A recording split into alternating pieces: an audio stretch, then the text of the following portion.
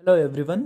Last class में हमने utility topic start किया था, उसी को आगे कंटिन्यू करते हैं। उसमें हमने कार्डिनल अप्रोच हम पढ़ रहे थे, जिसमें हमने मार्जिनल यूटिलिटी और टोटल यूटिलिटी का रिलेशंस देख लिया था। आज हम पढ़ते हैं सीमांत उपयोगिता हार्स नियम, law of diminishing marginal utility. इस नियम का प्रतिपादन गोसेन ने किया। इसे गोसेन का प्रथम नियम भी कहा जाता है। ये पूछा जाता है कई बार एग्जाम में कि गोसेन का प्रथम नियम कौन सा नियम है। सीमांत उपयोगिता हार्स नियम बताता क्या है? अन्य बातों के समान रहने पर जैसे जैसे व्यक्ति उपभोग में लेने वाली वस्तुओं की इकाइयां बढ़ाता जाता है, वैसे वैसे इकाइयों से प्राप्त होने वाली सीमांत उपयोगिता क्रमशः घटती जाती है। सिंपल शब्दों में, जैसे ये सिंपल शब्दों में डेफिनेशन लिखी हुई है, हम इसको और देखें तो अन्य बातों में स्थिर रहने पर जैसे जैसे किसी वस्तु की अतिरिक्त इकाई बढ़ाई जाती हैं तो इससे प्राप्त होने वाली सीमांत उपयोगिता क्रमशः घटती जाती हैं, फिर शून्य होती हैं और ऋणात्मक हो जाती हैं। दोनों डेफिनेशन सही हैं। सिंपल सा मीनिंग है सीमांत उपयोगिता हार्स नियम का कि जैसे जैसे किसी वस्तु की उत्तरोत्तर इकाइयाँ उपयोग में ली जाती हैं या इकाइयाँ बढ़ाई जाती हैं तो प्राप्त होने वाली सीमांत उपयोगिता क्रमशः घटती चली जाती है अन्य बातों के स्थिर रहने पे। ये इसकी डेफिनेशंस हैं। अब बात करें सीमांत उपयोगिता के कमी या हार्स के कारण इसमें कमी क्यों आती है, या घटती सीमांत उपयोगिता के क्या कारण हैं जिनकी वजह से इकाइयों के बढ़ाने पे मार्जिनल यूटिलिटी घटती जाती है। क्या कारण है? पहला कारण है, इसमें मनुष्य की इच्छाएं अनंत हैं, अतः कुछ विशिष्ट इच्छाओं की ही पूर्ति की जा सकती है। यहाँ मैंने लिखा है केवल आवश्यकता विशेष की संतुष्टि संभव। इसका मतलब है कि कुछ विशिष्ट जो इच्छाएं हैं जिनको मनुष्य प्रायोरिटी में रखता है उन्हीं की पूर्ति की जा सकती है, सभी इच्छाओं की पूर्ति करना पॉसिबल नहीं है। दूसरा है, विभिन्न वस्तुएं एक दूसरे की पूर्ण स्थानापन्न नहीं होती, अतः उन्हें एक निश्चित अनुपात में ही उपयोग में लाया जाता है। और तीसरा कारण है, जैसे ही एक वस्तु की विभिन्न इकाइयाँ उपयोग में ली जाती हैं तो इच्छा की तीव्रता कम होती जाती है। तो ये तीन रीजन्स हैं जिनके कारण सीमांत उपयोगिता घटती हुई होती हैं या घटती प्राप्त होती हैं, या घटती सीमांत उपयोगिता के कारण भी कह सकते हैं। इन कारणों की वजह से हमें मार्जिनल यूटिलिटी घटती हुई प्राप्त होती है।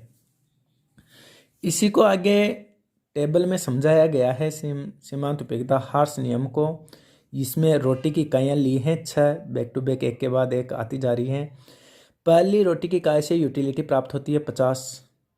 जैसे ही दूसरी यूटिलिटी का अपन ने कंजम्पशन किया, उपभोग किया, पहली इकाई में सीमांत उपयोगिता 50 थी, जैसे ही दूसरी रोटी का उपयोग किया तो मार्जिनल यूटिलिटी घट के 40 आ गई। फिर कंटिन्यू तीसरी रोटी का उपयोग किया, उपभोग में लिया, तो फिर मार्जिनल यूटिलिटी घट के 25 आ गई। चौथी यूनिट रोटी का यूज में ली अपन ने तो फिर मार्जिनल यूटिलिटी घट के 5 आ गई। फिर पांचवी रोटी का यूज किया तो मार्जिनल यूटिलिटी 0 आ गई। और छठी 0 आने के बाद भी यूज किया हमने तो फिर मार्जिनल यूटिलिटी नेगेटिव में चली गई। तो ये तालिका क्या बता रही है? तालिका बताती है कि इस तालिका से स्पष्ट है कि जैसे जैसे रोटी की इकाइयाँ बढ़ाई जाती हैं उनसे प्राप्त होने वाली सीमांत उपयोगिता क्रमशः घटती जाती हैं। जैसे पहली रोटी का से 50 मार्जिनल यूटिलिटी मिली, दूसरी की 40, तीसरी की 25, चौथी से 5, फिर 0 -5। ये कैसे कैलकुलेट? ये यहाँ से पहली पे 50, दूसरी पे 90 में से 50 माइनस किए 40, फिर 115 में से 90, 25, फिर 120 में से 15, 5, 120 100 माइनस 0 और 115 माइनस 120 यानी -5। 5 इकाई से शून्य उपयोगिता मिलती है। यह पूर्ण संतुष्टि का बिंदु है। यह बिंदु क्या बताता है कि यहाँ आपको कंप्लीट सेटिस्फेक्शन मिल गया है। इसके बाद भी यदि इकाई उपभोग में ली जाती है तो उपयोगिता ऋणात्मक होगी, अर्थात उपयोगिता नहीं मिलेगी और कुल उपयोगिता में कमी होने लग जाएगी। जैसे यहाँ देखने को मिल रहा है, छठी इकाई का भी कंजम्पशन करते हैं तो मार्जिनल यूटिलिटी नेगेटिव में चली जाएगी और टोटल यूटिलिटी घटने लग जाएगी। क्योंकि कल हमने रिलेशंस में बात किया था कि टोटल यूटिलिटी तब भी घटने लगती है जब मार्जिनल यूटिलिटी नेगेटिव में चली जाती है। अब बात करें इसी टेबल्स को ग्राफ के रूप में, डायग्राम के रूप में प्रदर्शित किया है। ये मैंने दो वस्तुओं को लेके ये डायग्राम बनाया है। पहला अविभाज्य वस्तुएं और विभाज्य वस्तुओं पे इनको दर्शाया है। अविभाज्य वस्तुएं क्या होती हैं? जिनमें विभाजन नहीं हो सकता, यानी पूर्ण यूनिट्स आपको काम में ली जाती है। पूर्ण यूनिट्स जैसे साइकिल, आप उसका विभाजन नहीं कर सकते। पेन, पुस्तक, इनका विभाजन नहीं किया जा सकता। और विभाज्य वस्तुएं ऐसे वस्तुएं जिनका विभाजन एक सीमा तक किया जा सकता है, जैसे दूध, रोटी आदि। इनको उसी टेबल को ग्राफ पे दर्शाया है। जैसे ये इसकी बात करें, 0 से अक्ष पे हमने रोटी की इकाइयाँ ली हैं। यहाँ 6 रोटी की इकाइयाँ हैं, 1 2 3 4 5 6। और वाई अक्ष पे मार्जिनल यूटिलिटी को दिखाया है, 0 10 20 30 40 50। पहली इकाई से मार्जिनल यूटिलिटी 50 मिल रही थी, दूसरी से 40, तीसरी से 25, चौथी से 5, और पाँचवीं से 0, और छठी से माइनस ये 5 में आ रही थी। तो इन्हीं को हमने डायग्राम पे उसी तालिका को डायग्राम पे दर्शाया है। और इससे ये गिरती सीमांत उपयोगिता प्रदर्शित हो रही है। पहले इस बिंदु पे थी, यहाँ आ गई, यहाँ आ गई, यहाँ आ गई। डायग्राम को देखने पे स्पष्ट पता चल रहा है। और इसी को विभाज्य वस्तुओं पे प्रदर्शित किया है। विभाज्य वस्तुओं में जैसे पूरे ब्लॉक्स नहीं बन के, क्योंकि पूर्ण यूनिट्स का उपयोग नहीं किया जाता, इसके अंतर्गत विभाजन किया जा सकता है विभाज्य वस्तुओं के अंतर्गत। इस वजह से पूर्ण ऐसा एक आयत के फॉर्मेट में नहीं बन के एक सिंपल सी रेखा के रूप में सीमांत उपयोगिता हार्स रेखा प्राप्त होती है। जैसे पहली यूनिट्स पे 50, दूसरी पे 40, तीसरी पे वही 25, चौथी पे 5, पाँचवीं पे 0 पूर्ण संतुष्टि का बिंदु, और छठी पे -5। और इन बिंदुओं को अगर ड्रॉप को हम मिलाते हैं तो एक सीमांत उपयोगिता हार्स रेखा प्राप्त हो जाती है। अब बात करें सीमांत उपयोगिता हार्स नियम की मान्यताएं। कौन कौन से मान्यताएं लेके ये नियम चलता है तभी क्रियाशील होता है, यानी तभी अपने को घटती हुई सीमांत उपयोगिता प्राप्त होती है। पहली है इसकी मान्यता, मात्रा व गुण समान होना चाहिए। यानी उपयोग में जो वस्तु ली जा रही है उसकी क्वांटिटी और गुण में किसी प्रकार का कोई परिवर्तन नहीं होना चाहिए। दूसरा है, उपभोग की इकाई उपयुक्त होनी चाहिए। यानी जैसे आप किसी भी इकाई का उपभोग कर रहे हो तो उपभोग में की जाने वाली इकाई उपयुक्त होनी चाहिए। ऐसा नहीं कि आपने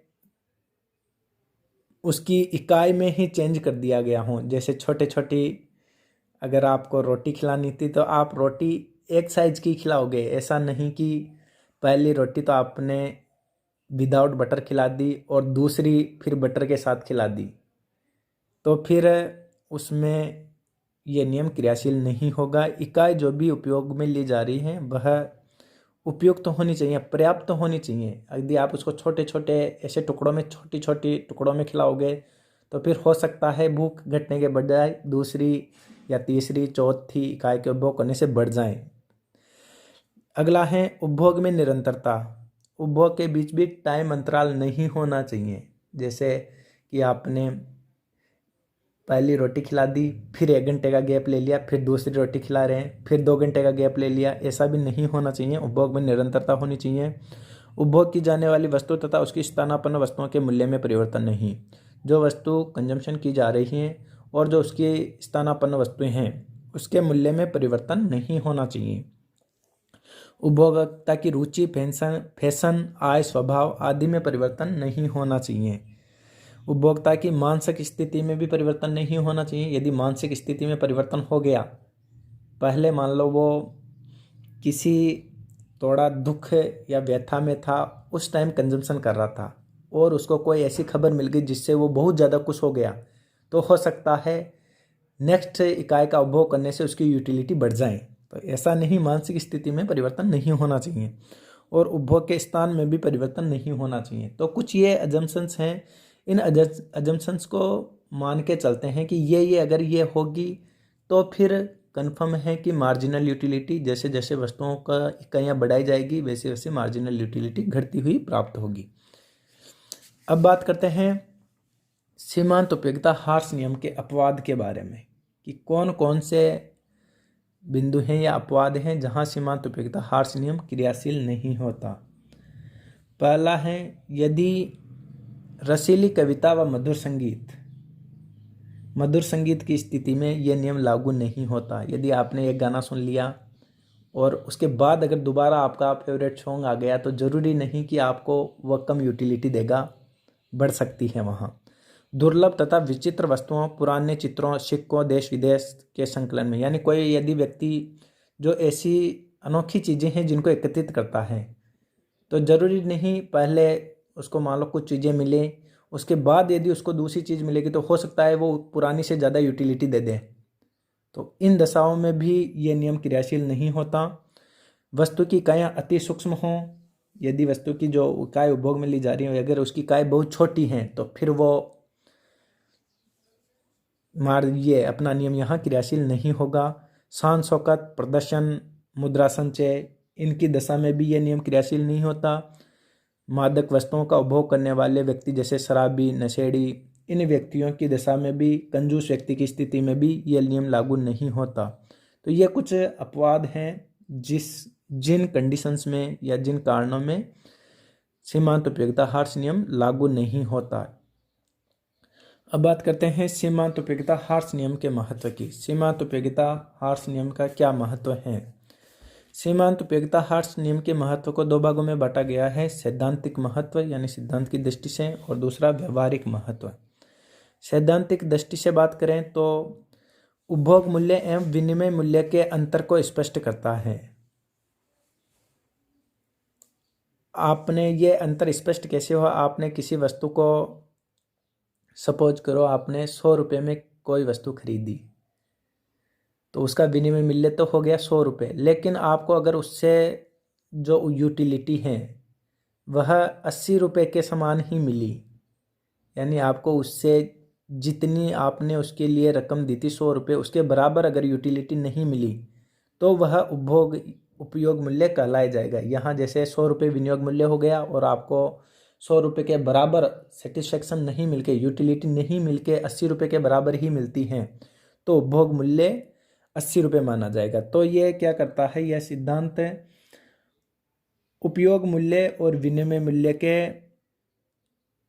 अंतर को स्पष्ट करता है। समसीमांत उपयोगिता नियम का भी ये आधार है। समसीमांत उपयोगिता नियम हम आगे पढ़ेंगे, उसका भी ये आधार है। उपभोक्ता की बचत जो धारणा है वो भी इसी पे आधारित है, और यह नियम मांग के नियम की व्याख्या करता है। ये तीनों नियम हम आगे पढ़ेंगे इंडिविजुअल एक एक करके। बात करें व्यवहारिक महत्व की, तो व्यवहारिक महत्व में पहला है मूल्य निर्धारण में महत्व। सीमांत उपयोगिता हार्स नियम मांग के नियम की व्याख्या तो करता ही है, परंतु यह मूल्य निर्धारण में भी मार्गदर्शन करता है। जब वस्तु की पूर्ति मांग की तुलना में अधिक हो तो अधिक प्रयोग से सीमांत उपयोगिता में कमी होने से वस्तु का मूल्य भी नीचा निर्धारित होगा, पर इसके विपरीत अगर वस्तु की पूर्ति मांग की अपेक्षा कम है तो वस्तु की सीमांत उपयोगिता ऊंची होने के कारण उपभोक्ता ऊंचा मूल्य देने की तत्पर होंगे और वस्तु का मूल्य ऊंचा निर्धारित होगा। तो यह क्या करता है, मूल्य निर्धारण में भी सहायक होता है मांग के नियम की व्याख्या करने के साथ साथ। आधुनिक कर प्रणाली का आधार भी है। आधुनिक प्रगतिशील कर प्रणाली का मुख्य आधार भी उपयोगिता हार्स नियम ही है। धनी व्यक्तियों के पास द्रव्य, माल, संपत्ति, अतिरिक्त इकाइयों से प्राप्त सीमांत उपयोगिता बहुत नीची तथा उन निर्धनों के लिए जिनके पास ये साधन नहीं है उनकी सीमांत उपयोगिता बहुत ऊंची होती है। अतः साधनों पर प्रगतिशील करारोपण से हस्तांतरण से निर्धनों को अधिक सीमांत उपयोगिता प्राप्त होती है। यानी सीधा सा मतलब है कि जो आधुनिक कर प्रणाली है उसमें इसमें सहायता मिलती है। जो धनी व्यक्ति हैं उन पे ज़्यादा टैक्स लगाया जा सकता है, निर्धन व्यक्ति हैं उन पे कम टैक्स लगाया जा सकता है। उत्पादन एवं उपभोग में वस्तु विभिन्नता इस नियम के कारण, जो ये पॉइंट लिखा है, उत्पादन एवं उपभोग में वस्तु विभिन्नता इस नियम के कारण, आजकल इस नियम के कारण ही विभिन्न डिजाइनों, किस्मों, आकारों में वस्तुओं का निर्माण ही नहीं होता बल्कि उनमें समय समय पर भी परिवर्तन भी लाया जाता है। उपभोग के क्षेत्र में भी व्यक्ति एक ही प्रकार की वस्तु का उपभोग न करके अनेक प्रकार की वस्तुओं का उपभोग करता है, और यह सब इसी नियम के कारण हो रहा है, क्योंकि यदि एक ही वस्तु ट्रेंड में होगी तो उसकी यूटिलिटी घटती चली जाएगी। इसी वजह आजकल कंजम्पशन में भी और उत्पादन में भी इसी नियम को ध्यान में रखते हुए प्रोडक्शन किया जा रहा है।